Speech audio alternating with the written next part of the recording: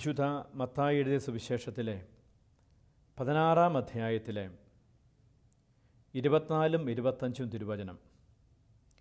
യേശു ശിഷ്യന്മാരോട് അരുളി ചെയ്തു, ആരെങ്കിലും എന്നെ അനുഗമിക്കാൻ ആഗ്രഹിക്കുന്നെങ്കിൽ അവൻ തന്നെ പരിത്യജിച്ച് തൻ്റെ കുരിശുമെടുത്ത് എന്നെ അനുഗമിക്കട്ടെ. സ്വന്തം ജീവൻ രക്ഷിക്കാൻ ആഗ്രഹിക്കുന്നവൻ അത് നഷ്ടപ്പെടുത്തും. എന്നാൽ ആരെങ്കിലും എനിക്ക് വേണ്ടി സ്വജീവൻ നഷ്ടപ്പെടുത്തിയാൽ അവനത് കണ്ടെത്തും. കർത്താവിൻ്റെ വചനം അക്ഷരാർത്ഥത്തിൽ ജീവിച്ച, സാക്ഷ്യപ്പെടുത്തിയ ഒരു വ്യക്തിയാണ് വിശുദ്ധ പാതിരേ പിയോ. ജീവിതകാലം മുഴുവനും ദൈവികമായ പ്രചോദനങ്ങളോട് 100% ആത്മാർത്ഥത പുലർത്തി അദ്ദേഹം ജീവിച്ചു എന്നുള്ള സത്യമാണ്. വലിയൊരു വിശുദ്ധനായിട്ടാണ് പാതിരേ പിയോ അറിയപ്പെടുന്നത്. നമുക്കറിയാം, കുമ്പസാരക്കൂട്ടിലെ വിശുദ്ധനെന്നും പരഹൃദയ ജ്ഞാനി എന്നും പഞ്ചക്ഷരധാരി എന്നും അദ്ദേഹം അറിയപ്പെടുന്നുണ്ട്. ഇതെല്ലാം അദ്ദേഹത്തിൻ്റെ ജീവിതത്തിലെ സവിശേഷതകളാണ്. ഈശോയുടെ ഈ 5 തിരുമുറിവുകൾ കിട്ടിയ അപൂർവം ചില വ്യക്തികളിൽ ഒരാളാണ് വിശുദ്ധ പാതിരേ പിയോ. അങ്ങനെ തിരുമുറിവ് കിട്ടിയതിൻ്റെ 100-ാം വർഷമാണ് ഇത്. അതോടൊപ്പം തന്നെ അദ്ദേഹം മരിച്ചതിൻ്റെ 50-ാം വർഷവും കൂടിയാണ്. അപ്പോൾ ഈ ശുശ്രൂഷയിൽ ഈ വിശുദ്ധ പാതിരേ പിയോയെക്കുറിച്ച് ഓർക്കുവാനും മാധ്യസ്ഥം യാചിക്കുവാനും അതോടൊപ്പം അതിലെല്ലാം ഉപരിയായിട്ട് അദ്ദേഹം ഈശോയെ അനുഗമിച്ചതുപോലെ നമുക്കും ഈശോയെ അനുഗമിക്കുവാൻ സാധിക്കട്ടെ എന്ന് പ്രാർത്ഥിക്കുകയാണ്. 1887 മെയ് മാസം 25 ഇറ്റലിയിലെ ബെനവൊന്തോ എന്ന ഒരു സ്ഥലത്ത്, എന്ന ഒരു പ്രദേശത്തെ പിയത്രൽചീന എന്ന് പറയുന്ന ചെറിയ ഗ്രാമത്തിലാണ് അദ്ദേഹം ജനിച്ചത് എന്ന് നമുക്ക് ഓർക്കാം. അദ്ദേഹത്തിൻ്റെ മാതാപിതാക്കൾക്ക് വിശുദ്ധ ഫ്രാൻസിസ് അസീസിയോട് വലിയ ഭക്തിയും വലിയ ഇഷ്ടമായിരുന്നു. അതുകൊണ്ട് മാമോദിസ സമയത്ത് ഈ കുഞ്ഞിന് ഫ്രാൻസിസ് എന്നാണ് പേര് കൊടുത്തത്. പാവപ്പെട്ട കുടുംബമായിരുന്നു അവരുടേത്. 8 മക്കളും മാതാപിതാക്കളും, അങ്ങനെ 10 പേരുള്ള ഒരു വലിയ കുടുംബമായിരുന്നു അദ്ദേഹത്തിൻ്റേത്. കുഞ്ഞു പ്രായം മുതൽ തന്നെ വിശ്വാസത്തിലും പ്രാർത്ഥനയിലും ഈ അമ്മ ഈ കുഞ്ഞുങ്ങളെ പരിശീലിപ്പിച്ചു. വളരെ പ്രത്യേകമായിട്ട് പിന്നീട് ഈ പാതിരേ പിയോയിൽ അത് കാണുന്നുണ്ട്. അതോടൊപ്പം തന്നെ ചെറുപ്പം മുതൽ അദ്ദേഹം ഈ പാവപ്പെട്ടവരോട്, ദരിദ്രരായ ആളുകളോട് ഒത്തിരി അടുപ്പമുള്ള ഒരു വ്യക്തിയായിരുന്നു. എന്ന് മാത്രമല്ല, കുട്ടിക്കാലത്ത് മാതാവിനോടും കാവൽ ദൂതന്മാരോടും അദ്ദേഹത്തിന് പ്രത്യേകമായ ഒരു ഇഷ്ടവും പ്രാർത്ഥനയൊക്കെ ഉണ്ടായിരുന്നു. പിന്നീട് ഒരിക്കൽ അദ്ദേഹം പറഞ്ഞതിങ്ങനെയാണ്, എൻ്റെ അമ്മ എനിക്ക് തൻ്റെ മുലപ്പാൽ മാത്രമല്ല തന്നത്, അതിനോടൊപ്പം പരിശുദ്ധ അമ്മയോടുള്ള സ്നേഹവും കൂടി എനിക്ക് തന്നു. ഒരുപക്ഷെ ഒരു മകന് തൻ്റെ അമ്മയെക്കുറിച്ച് പറയാവുന്ന ഏറ്റവും മനോഹരമായ ഒരു കാര്യമാണ് പരിശുദ്ധ അമ്മയെ കൂടി ആ മുലപ്പാലിൽ എനിക്ക് തന്നു എന്നുള്ളത്. അത്ര കുഞ്ഞു പ്രായം മുതൽ ഈ കുഞ്ഞിലേക്ക് പരിശുദ്ധ അമ്മയോടുള്ള ഭക്തി കൊടുക്കുന്നതിന് ഈ അമ്മ ശ്രമിച്ചു എന്നുള്ളതാണ്. ഒരുപക്ഷെ അതുകൊണ്ടായിരിക്കും പിന്നീട് അദ്ദേഹം പ്രായമായപ്പോൾ ഒക്കെ ഒരു ദിവസം 40 ജപമാല അദ്ദേഹം ചൊല്ലുമായിരുന്നു. അദ്ദേഹത്തിന് കുർബാനയ്ക്ക് വേണ്ടിയുള്ള ഒരുക്കം ജപമാല ചൊല്ലുക എന്നുള്ളതാണ്. എല്ലാ ദിവസവും പുലർച്ചെ 1:30 എഴുന്നേറ്റ് മുഴുവൻ ജപമാല ചൊല്ലിയിട്ടാണ് ഓരോ ദിവസവും വിശുദ്ധ കുർബാനയ്ക്ക് വേണ്ടി അദ്ദേഹം ഒരുങ്ങിക്കൊണ്ടിരുന്നത്. അത്രമാത്രം പരിശുദ്ധ അമ്മയോട് അദ്ദേഹത്തിന് സ്നേഹവും അടുപ്പവും ഉണ്ടായിരുന്നുള്ളതാണ്. ഇനി കുട്ടിക്കാലത്ത് അദ്ദേഹത്തിൻ്റെ കൂട്ടുകാരായ കുട്ടികൾ, ചീത്ത സ്വഭാവമുള്ളവരൊക്കെ ഉണ്ട്. ഇദ്ദേഹത്തിന് പ്രത്യേകതകളൊന്നും കാണുന്നില്ലെങ്കിലും ഈ ചീത്ത വാക്കുകൾ അദ്ദേഹത്തിന് ഇഷ്ടമല്ലായിരുന്നു. അങ്ങനെ ആരെങ്കിലും പറയുന്നിട്ട് അദ്ദേഹം ഓടി രക്ഷപ്പെടുമെന്നാണ് പറയുന്നത്. ഒരിക്കലും ഒരു കൂട്ടുകാരനുമായിട്ട് മത്സരം നടന്നു. അതിൽ കൂട്ടുകാരനെ ഇദ്ദേഹം കീഴ്പ്പെടുത്തി. അപ്പോൾ തറയിലിങ്ങനെ അമർത്തി പിടിച്ചിരിക്കുക. ഉടനെ അവനെന്ത് ചെയ്തു? അവൻ ഭയങ്കര വൃത്തികെട്ട വാക്കുകൾ, തെറി വാക്കുകൾ പറഞ്ഞു. ഇത് കേട്ട് ഈ ഫ്രാൻസിസ് അലി, പിന്നീട് പാതിരേ പിയോ, അദ്ദേഹം എഴുന്നേറ്റ് ഓടി. ഈ തെറി കേൾക്കാൻ പറ്റാത്തതുകൊണ്ട് ഇവനെന്ത് ചെയ്തു? ഇവൻ സ്വയം വിജയിച്ചായിട്ടങ്ങ് പ്രഖ്യാപിച്ചു.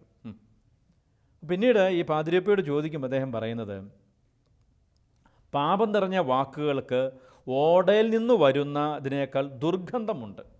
അതുകൊണ്ടാണ് ഞാൻ ഓടി രക്ഷപ്പെട്ടത്. പക്ഷെ നമ്മളത്ര ശ്രദ്ധിക്കുന്നില്ലെന്ന് തോന്നുന്നു. നമ്മൾ പറയുന്ന ചില മോശമായ വാക്കുകൾ, അനാവശ്യമായ വാക്കുകൾ എത്രമാത്രം ദുർഗന്ധം വമിപ്പിക്കുന്നതാണ്, എത്രമാത്രം മോശമായ ഒരവസ്ഥയാണ് സൃഷ്ടിക്കുന്നതെന്ന് നമുക്ക് ഓർക്കാം. അപ്പോൾ കുട്ടിക്കാലം മുതൽ ഇങ്ങനെയുള്ള ചില നന്മയുടെ ഭാവം ഈ കുഞ്ഞിലുണ്ടായിരുന്നു എന്നുള്ളതാണ് സത്യം. അദ്ദേഹം പ്രാർത്ഥനയ്ക്കൊക്കെ ഒത്തിരി സമയം ചെലവഴിക്കുമായിരുന്നു പോലും. 9 വയസ്സായപ്പോൾ തന്നെ പ്രായശ്ചിത്തം ചെയ്യുന്നതിന്, തപശ്ചര്യ ചെയ്യുന്നതിന്, തപസ് ചെയ്യുന്നതിന് അദ്ദേഹം ശ്രമിച്ചിരുന്നു. ഒരു പക്ഷേ ആ പ്രായത്തിലുള്ള പ്രത്യേകതയായിരിക്കാം അത്. 5 വയസ്സ് മുതൽ ഈ കുട്ടിക്ക് ഉള്ളിൽ ഒരു വൈദികനാകണമെന്ന ആഗ്രഹമുണ്ടായിരുന്നു.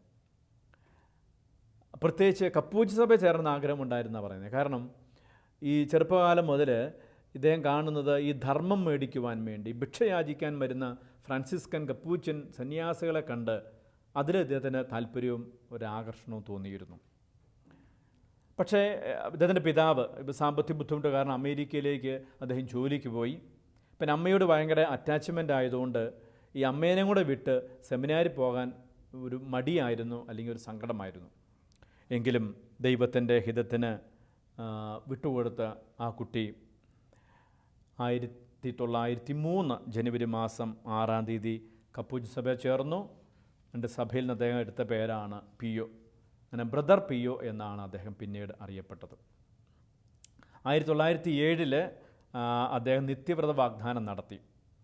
കഠിനമായ രോഗപീഠകൾ നിരന്തരമായി അലട്ടിക്കൊണ്ടിരുന്നു. അതുകൊണ്ട് തന്നെ മറ്റ് ബ്രദേഴ്സ് പലപ്പോഴും അദ്ദേഹത്തെ അവഗണിക്കുമായിരുന്നു. ഒരിക്കൽ അദ്ദേഹം ഇങ്ങനെ ഈശോയോട് പ്രാർത്ഥിച്ചത് ഇങ്ങനെയാണ് അദ്ദേഹം പിന്നീട് എഴുതിയത്. അത് ഈശോയോട് പരാതി പറയുന്നു: ഞാൻ നിന്നോടുള്ള സ്നേഹത്തെ പ്രതി എന്തെല്ലാം സഹിക്കുന്നു, ആരുമറിയാതെ ചമ്മട്ടിയടി ഏൽക്കുന്നു, ഉപവസിച്ച് പ്രാർത്ഥിക്കുന്നു, എല്ലാവരോടും എനിക്ക് സ്നേഹം തോന്നുന്നു, എന്നിട്ടും ഞാൻ ഒറ്റപ്പെടുകയാണ്. അപ്പോൾ നല്ല കാര്യങ്ങളാണ് ചെയ്യുന്നത്, പ്രായശ്ചിത്തം ചെയ്യുന്നുണ്ട്, പരിഹാരം ചെയ്യുന്നുണ്ട്, ഒത്തിരിയധികം പ്രാർത്ഥിക്കുന്നുണ്ട്, എന്നിട്ടും എല്ലാവരും എന്നെ അവഗണിക്കുന്നു. എന്നെ ശ്രമിക്കുന്ന പ്രിയപ്പെട്ട സഹോദരീ സഹോദരന്മാരെ, ഈ അനുഭവം നമുക്കും ചിലപ്പോഴൊക്കെ ഉണ്ടാകാറുണ്ട്. എന്തെല്ലാം നല്ല കാര്യങ്ങൾ ചെയ്തിട്ടും, എത്രമാത്രം നന്മ പറഞ്ഞിട്ടും പലരും നമ്മളെ അവഗണിക്കുന്നു, പലരും നമ്മളെ വിമർശിക്കുന്നു, പലരും നമ്മളെ കുറ്റപ്പെടുത്തുന്നു. നമ്മൾ അതിന് പരാതി പറയുന്ന ആരോടാണ്? ഈശോയോട് നമുക്ക് പരാതി പറയാൻ സാധിക്കുന്നുണ്ടോ?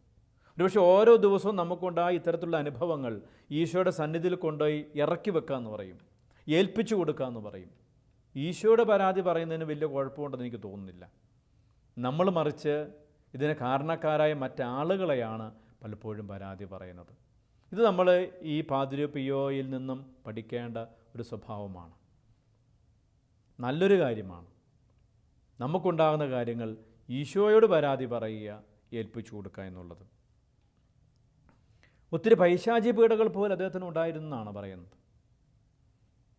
അവസാനം ഈ രോഗപീഠകൾ കാരണം എന്നും ഈ രോഗമായതുകൊണ്ട് സുപ്പീരിയർ പറഞ്ഞു വീട്ടിലേക്ക് പൊക്കോളാൻ പറഞ്ഞു. സെമിനാരിൽ നിന്ന് പറഞ്ഞു വിട്ടതല്ല, വീട്ടിൽ പോയി കുറച്ച് ദിവസം നിന്നാൽ എന്തെങ്കിലും മാറ്റം വരുമോ എന്നറിയാൻ വേണ്ടിയാണ്.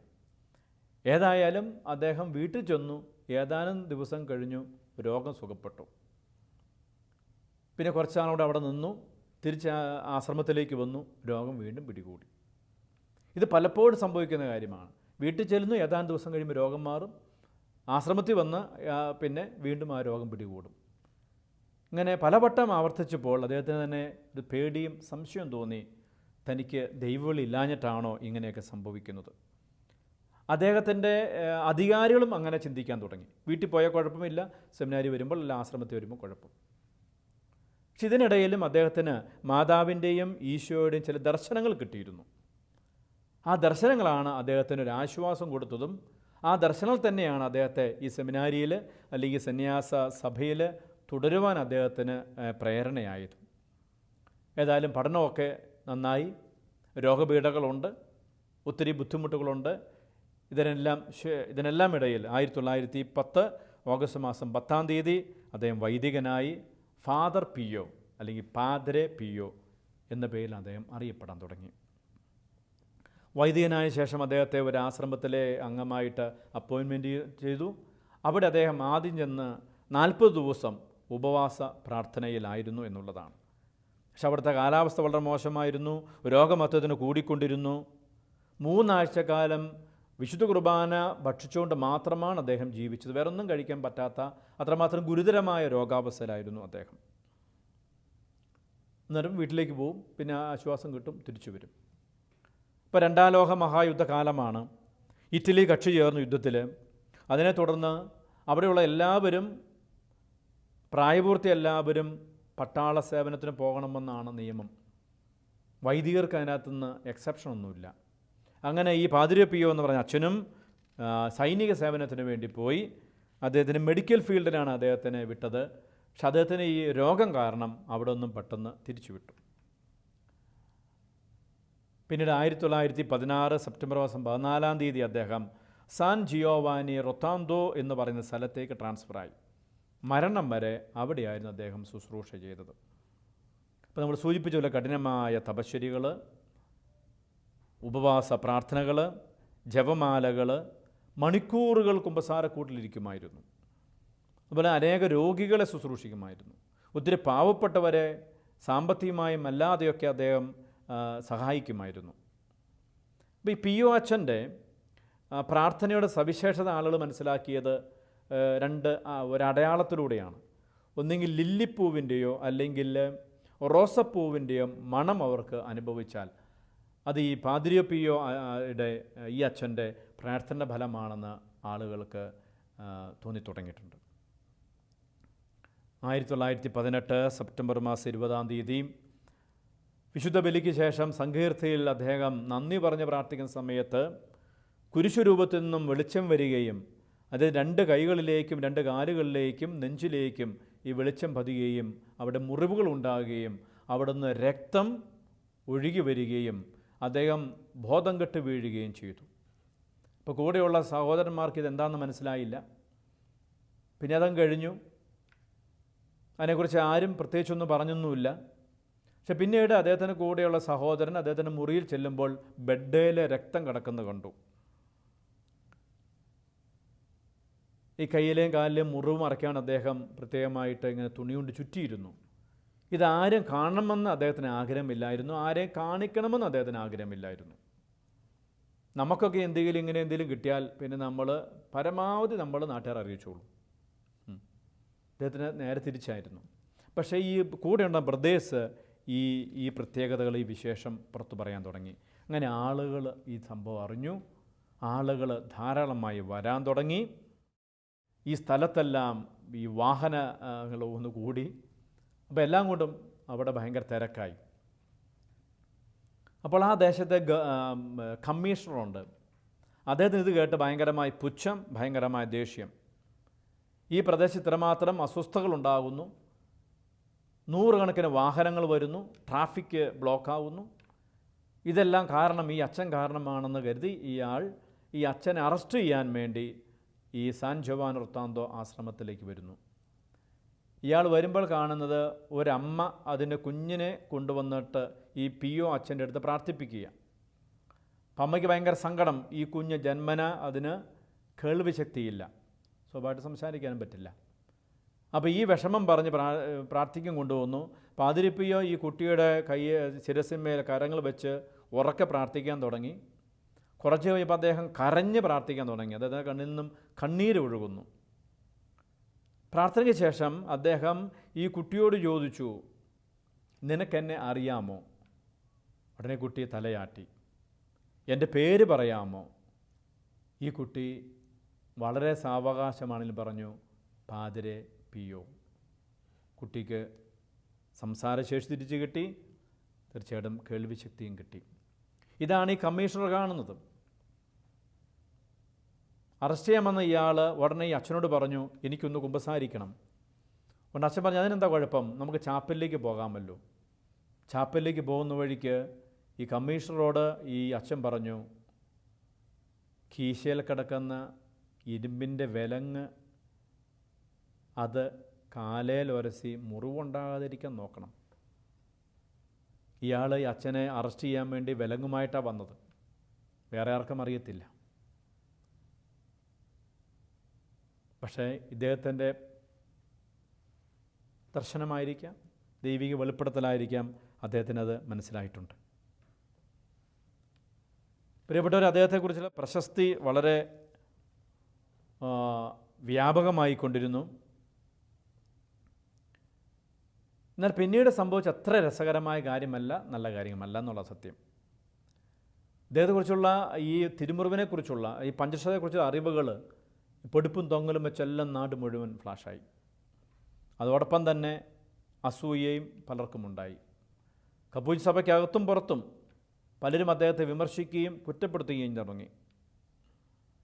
ഡോക്ടർമാർ സംഘമായി പലവട്ടമായി വന്ന് അദ്ദേഹത്തിൻ്റെ മുറിവുകൾ പരിശോധിക്കാനും ഒക്കെ തുടങ്ങി. പക്ഷെ അവർക്കൊന്നും ആ മുറിവ് ഉണക്കാൻ സാധിച്ചിട്ടില്ല എന്നുള്ളതാണ്. തീർത്ഥാടകരുടെ എണ്ണം ഇങ്ങനെ അടിക്കടി കൂടിക്കൊണ്ടിരുന്നു. അത് വളരെ ഒരു സാമ്പത്തികമായി പിന്നോക്കസ്ഥയുള്ള ആയിരുന്നെങ്കിലും ഇതിനുശേഷം ഒത്തിരിയധികം ആളുകൾ, ആയിരക്കണക്കിന് ആളുകൾ വരാൻ തുടങ്ങി. അപ്പോൾ അവർക്ക് താമസിക്കാൻ വേണ്ടി സൗകര്യങ്ങൾ, ഹോട്ടലുകൾ, അവർക്ക് ഭക്ഷണം കഴിക്കാൻ സൗകര്യങ്ങൾ, ഇങ്ങനെ അവിടെ വലിയൊരു ബിസിനസ് അങ്ങ് തുടങ്ങിയെന്നുള്ളതാണ്. അപ്പോൾ ഹോട്ടലുകാർ അമിതമായ ലാഭമെടുക്കുന്നു, ലോഡ്ജുകാർ അമിതമായ കൊള്ള ലാഭമെടുക്കുന്നു, വാഹന ഗതാഗതം തടസ്സമുണ്ടാക്കുന്നു. ഇതെല്ലാം പറഞ്ഞ് ആരോപിച്ച് ഏതായാലും അദ്ദേഹത്തെ ഈ ശുശ്രൂഷയിൽ നിന്ന് വിലക്കി എന്നുള്ളതാണ് സത്യം. 1931 ജൂൺ മാസം മുതൽ പരസ്യമായി ബലിയർപ്പിക്കുന്നതിനും കുമ്പസാരം കേൾക്കുന്നതിൽ നിന്നും അദ്ദേഹത്തെ സഭ വിലക്കി. അങ്ങനെ ഒരു വൈദികനെ സംബന്ധിച്ച്, ഇത്രമാത്രം പുണ്യത്തെ ജീവിക്കുന്ന വ്യക്തിയെ സംബന്ധിച്ച് സഹിക്കാൻ പറ്റാത്ത കാര്യമാണെങ്കിലും എല്ലാം ദൈവേഷ്ടപ്രകാരമായി അദ്ദേഹം സ്വീകരിച്ചു. ജനങ്ങൾ വൈകാരികമായിട്ട് പ്രതികരിച്ചത്, അത് പ്രതിഷേധ റാലികൾ നടത്തി, റോമിലേക്ക് അവർ ഒപ്പുശേഖരണം നടത്തി പരാതി അയച്ചു. അങ്ങനെ പല രീതിയിലുള്ള സമ്മർദ്ദങ്ങൾ ജനങ്ങളുടെ ഭാഗത്തു നിന്നുമുണ്ടായി. അതിൻ്റെ ഫലമായിട്ടായിരിക്കും 1933 ജൂലൈ മാസം അദ്ദേഹത്തിന് ഈ വിലക്കുകളെല്ലാം നീക്കിയെന്നുള്ളതാണ്. തുടർന്ന് വർണ്ണിക്കാൻ പറ്റാത്ത, എണ്ണാൻ പറ്റാത്ത രീതിയിലുള്ള ഭക്തജന പ്രവാഹമാണ് അവിടെ നടന്നുകൊണ്ടിരുന്നത്. കുമ്പസാരക്കൂട്ടിലായിരുന്നു അതിൻ്റെ പ്രധാനപ്പെട്ട ശുശ്രൂഷ. എത്രയോ ആയിരക്കണക്കിന് പാപികളെ ദൈവകൃപയിലേക്ക്, രക്ഷയിലേക്ക് നയിക്കും അദ്ദേഹത്തിന് സാധിച്ചു എന്നുള്ളതാണ്. പാതിരിപ്പയോടെ ഇന്ന് നമ്മൾ കാണുന്ന പല ഫോട്ടോകളും എടുത്ത ഒരു ഫോട്ടോഗ്രാഫർ, പിന്നെ ഔദ്യോഗിക ഫോട്ടോഗ്രാഫർ എന്ന് വേണമെങ്കിൽ പറയാം നമുക്ക്, ഫെഡറിക് അംബ്രോസ് എന്ന് പറഞ്ഞ മനുഷ്യനാണ്. അപ്പം അദ്ദേഹം ചെറുപ്പമായിരുന്നപ്പോൾ, യുവാവായിരുന്നപ്പോൾ പാതിരിപ്പയെ കാണാൻ വന്നു. അദ്ദേഹം പറഞ്ഞു, എനിക്കൊന്ന് കുമ്പസാരിക്കണം എന്ന് പറഞ്ഞു. പിന്നെ പാതിരിപ്പ ചോദിച്ചു, താങ്കൾ പ്രൊട്ടക്ഷനുകാരനല്ലേ? അതെ. താങ്കളുടെ ഭാര്യയുടെ നിർബന്ധ നിമിത്തമല്ലേ കുമ്പസാരിക്കാൻ വരുന്നത്? അതെ. ഉടനെ പാതിരിപ്പ പറഞ്ഞു, പാപങ്ങളെക്കുറിച്ച് അനുദപിച്ച് തുറന്നു കുമ്പസാരിക്കണം. ഉടനെ ഈ മനുഷ്യൻ പറഞ്ഞു, എനിക്കിതിനകത്ത് വലിയ വിശ്വാസമൊന്നുമില്ല. ഉടനെ പാതിരിപ്പ പറഞ്ഞു, ഈശോ സ്ഥാപിച്ച ദിവ്യമായ ഒരു കൂദാശയാണിത്. അതിലൂടെ ദൈവത്തിൻ്റെ കൃപ നിരന്തരമായി നമ്മളിലേക്ക് വന്നുകൊണ്ടിരിക്കുന്നു. ഉടനെ അയാൾ പറഞ്ഞു, ഇതൊക്കെ സഭ പഠിപ്പിക്കുന്ന കള്ളത്തരങ്ങളാണ്. അപ്പോൾ അയാൾ കുമ്പസാരിക്കാൻ വരുന്നുണ്ടെങ്കിലും വലിയ വിശ്വാസമില്ലായിരുന്നു. ഇത് കേട്ടപാടെ പാതിരിപ്പിയോ ഈ മനുഷ്യൻ്റെ മുഖത്ത് നോക്കി അദ്ദേഹം ചെയ്ത പാപങ്ങൾ ഓരോന്നോരോന്നായി പറയാൻ തുടങ്ങി. ഇയാൾക്ക് ഭയങ്കരമായൊരു ഷോക്കായി. അന്യദേശക്കാരൻ, ആദ്യമായിട്ട് കാണുന്ന മനുഷ്യനാണ്. തൻ്റെ ആരുമറിയാത്ത പാപങ്ങളൊക്കെ ഈ വൈദികൻ പറയുന്നത് കേട്ടപ്പോൾ ഇയാൾക്ക് തോന്നി എന്തൊക്കെ പ്രത്യേകതയുണ്ട്. അയാൾ ഉരുകിപ്പോയി. മനസ്സുരുകി അയാൾ തുറന്നു കുമ്പസാരിച്ചു. പിന്നെ പ്രിയപ്പെട്ടവരെ, അയാളുടെ ജീവിതകാലം മുഴുവനും പാതിരിപ്പിയോയുടെ ശുശ്രൂഷയിൽ വലിയൊരു സഹകാരിയായിട്ട് പ്രവർത്തിച്ച മനുഷ്യനാണ് അദ്ദേഹം. പരഹൃദയജ്ഞാനമുണ്ടായിരുന്നു പറയുന്നത്. അതായത് അടുക്കൽ കുമ്പസാരിക്കാൻ വരുന്നവർ അറിഞ്ഞുകൊണ്ട് പാപങ്ങൾ മറച്ചു വെച്ചാൽ അത് കുമ്പസാരക്കൂട്ട് വെച്ചെന്ന് ചോദിച്ച സന്ദർഭം ഉണ്ടായിട്ടുണ്ട്. അപ്പോൾ ദൈവത്തിൻ്റെ അത്രമാത്രം കൃപ കൊണ്ട് നിറഞ്ഞ ഒരു വ്യക്തിയായിരുന്നു ഈ മനുഷ്യനെ നമുക്ക് ഓർക്കാം. ജോൺ 12 മാർപ്പാപ്പ, അദ്ദേഹം ബിഷപ്പായി ശുശ്രൂഷയുന്ന സമയത്ത് 1962 അദ്ദേഹം ക്രാക്കോവിലെ മെത്രാനായിരുന്നപ്പോൾ പാതിരിപ്പിയെ കാണാൻ വന്നത്. അതിനുശേഷം തിരിച്ചു പോയപ്പം അദ്ദേഹം ഒരു എഴുത്തെഴുതി പാതിരിപ്പിയോയ്ക്ക്. അദ്ദേഹം പറഞ്ഞു, എനിക്ക് പരിചയമുള്ള ഡോക്ടർ 6 മക്കളുടെ അമ്മയാണ്, ഗുരുതരമായ രോഗാവസ്ഥയിലാണ്, വൈദ്യശാസ്ത്രം കൈവിട്ടു, അങ്ങ് ഒന്ന് പ്രാർത്ഥിക്കണം. ഇപ്പോൾ സെക്രട്ടറിയോട് പറഞ്ഞു ആ എഴുത്ത് മാറ്റിവെക്കാൻ പറഞ്ഞു. സെക്രട്ടറി എഴുത്ത് മാറ്റിവെച്ചു. 6 ആഴ്ച കഴിഞ്ഞപ്പോൾ ഈ ബിഷപ്പിൻ്റെ, അല്ലെങ്കിൽ പിന്നീട് നമ്മുടെ പ്രിയപ്പെട്ട മാർപ്പാപ്പയുടെ ഒരു കത്ത് വന്നു. അങ്ങ് പ്രാർത്ഥിച്ചതിൻ്റെ ഫലമായിട്ടായിരിക്കാം ഈ ഡോക്ടർ സൗഖ്യപ്പെട്ടു എന്നുള്ളത്. തന്നെ കാണാമെന്ന ഈ മെത്രാൻ ഒരിക്കൽ മാർപ്പാപ്പയാകുമെന്ന് പ്രവചിച്ച വ്യക്തിയാണ് വിശുദ്ധ പാദ്രി പിയോ. 1968 സെപ്റ്റംബർ മാസം 23 മരണം. സെപ്റ്റംബർ 20 അദ്ദേഹത്തിൻ്റെ പഞ്ചക്ഷതത്തിൻ്റെ 50-ാം വാർഷികം ആഘോഷിച്ചത്. വളരെ അവശനായ അദ്ദേഹം ബലിയർപ്പിക്കാൻ വന്നു എന്നുള്ളതാണ്. അന്ന് 3 ലക്ഷം പേരാണ് ആ കുർബാനയിൽ പങ്കെടുത്തതെന്നാണ് ചരിത്രം പറയുന്നത്. പിന്നീട് ഏതാണ്ട് 3 ദിവസം കഴിഞ്ഞപ്പോഴാണ് മരണം. ദൈവാനുഗ്രഹത്താൽ ഭാഗ്യവശാൽ 40 വർഷമായി പാതിരി പിയോ മുടങ്ങാതെ ബലിയർപ്പിച്ച ഒരു ബലിപീഠത്തിൽ ബലിയർപ്പിക്കുവാൻ എനിക്കും ദൈവം അവസരം തന്നു എന്നുള്ളതാണ്. വളരെ അത്ഭുതകരമായി സംഭവിച്ച ഒരു സാഹചര്യമായിരുന്നു അത്. അവിടെ ചെന്നപ്പോൾ അങ്ങനെ അവസരം കിട്ടേണ്ടതല്ല, ദൈവം അങ്ങനെ കാരുണ്യം എന്നോട് കാണിച്ചു എന്നുള്ളത് സത്യം. 1999 മെയ് മാസം 2-ാം തീയതി അദ്ദേഹത്തെ വാഴ്ത്തപ്പെട്ടവനായിട്ട് പ്രഖ്യാപിച്ചു. 2002 ജൂൺ മാസം 16-ാം തീയതി അദ്ദേഹത്തിൻ്റെ വിശുദ്ധനായിട്ട് പ്രഖ്യാപിച്ചു. ദൈവിക പുണ്യങ്ങൾ നിറയുക മാത്രമല്ല, അത് മറ്റുള്ളവർക്ക് കൊടുക്കുന്നതിലും പാതിരി പിയോ എന്നും മുന്നിട്ടായിരുന്നു. അവിടെ വരുന്ന രോഗികളായ ആളുകളെ ശുശ്രൂഷിക്കുവാൻ വേണ്ടി, സംരക്ഷിക്കുവാൻ വേണ്ടി അദ്ദേഹത്തിൻ്റെ നേതൃത്വത്തിൽ അദ്ദേഹം ജീവിച്ചിരിക്കുമ്പോൾ തുടങ്ങിയ മനോഹരമായ ആശുപത്രിയുണ്ട്. ആയിരക്കണക്കിന് രോഗികൾക്ക് ഒരാശ്വാസ കേന്ദ്രമായിട്ടിരിക്കുന്നു. പഞ്ചക്ഷതം സ്വീകരിച്ച ആ മനുഷ്യൻ തൻ്റെ ജീവിതത്തിൽ അനുഭവിച്ച യാതനകൾ, കഷ്ടപ്പാടുകൾ അതെല്ലാം ഈശോയുടെ വചനത്തോട് ചേർത്ത് വെച്ച് എന്നെ അനുഗമിക്കാൻ ആഗ്രഹിക്കുന്നവൻ തന്നെ ഉപേക്ഷിച്ചുകൊണ്ട്, പരിത്യജിച്ചുകൊണ്ട് എൻ്റെ പിന്നാലെ അനുദിന ജീവിതത്തിൽ കുരിശുമെടുത്ത് വരട്ടെ എന്നുള്ള ആ വചനം എല്ലാ രീതിയിലും അനർത്ഥമാക്കിയ വ്യക്തിയാണ്. അദ്ദേഹത്തിൻ്റെ പേരിൽ നമ്മുടെ വയനാട്ടിൽ പനമരത്ത് പാതിരി പിയോയുടെ പ്രതിഷ്ഠാലയം ഷൈനുണ്ട്. ഇന്ത്യയിലെ ആദ്യത്തെ അദ്ദേഹത്തിൻ്റെ പേരിലുള്ള ഷൈനാണ്. അവിടെയുള്ള 1-2 പ്രത്യേകതകൾ.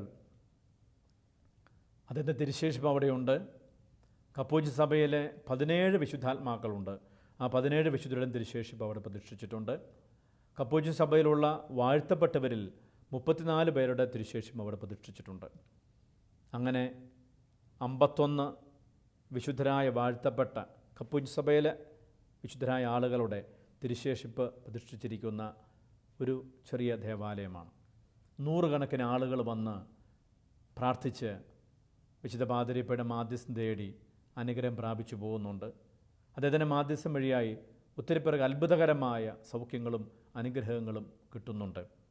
സെപ്റ്റംബർ മാസം 23-ാം തീയതി അദ്ദേഹത്തിൻ്റെ മരണ ദിവസം, തിരുനാൾ ദിവസം അവിടെ ഈ തിരുനാൾ നൊവേന ആരംഭിക്കുകയും ഒക്ടോബർ മാസം 2-ാം തീയതി ആയിരക്കണക്കിന് ആളുകൾ വന്ന് അദ്ദേഹത്തിൻ്റെ ദേവാലയത്തിൽ വന്ന് പ്രാർത്ഥിച്ച് തിരുനാളിൽ പങ്കെടുത്ത് അനുഗ്രഹം പ്രാപിച്ച് പോകുന്നുമുണ്ട്. ആ വിശുദ്ധൻ്റെ സജീവമായ മാധ്യസ്ഥം നമുക്ക് യാചിക്കാം. കുഞ്ഞുനാൾ മുതൽ ഈശോയുടെ സ്നേഹത്തിൽ വളരുകയും യേശുവിൻ്റെ പീഡാസഹനത്തോട് ചേരുകയും ഈ ലോകത്തിലായിരിക്കുമ്പോൾ ദൈവിക രക്ഷയുടെ അനുഭവത്തിലേക്ക് പ്രവേശിക്കുകയും ചെയ്ത ആ വിശുദ്ധൻ നമുക്ക് വലിയൊരു പ്രചോദനവും മാതൃകയുമായി തീരട്ടെ എന്ന് നമുക്ക് പ്രാർത്ഥിക്കാം. വിശുദ്ധ പാതിരി പിയോയുടെ പ്രത്യേക മാധ്യസ്ഥം നമ്മുടെ എല്ലാ വ്യക്തിജീവിതത്തിലും കുടുംബത്തിലും സമൂഹത്തിലും ഉണ്ടാകുവാനും ഈശോ ആ വിശുദ്ധൻ വഴിയായിട്ട് നമ്മൾ കൂടുതലായിട്ട് അനുഗ്രഹിക്കുവാനും ഇടവരട്ടെ എന്ന് പ്രാർത്ഥിക്കുന്നു. ആമേൻ.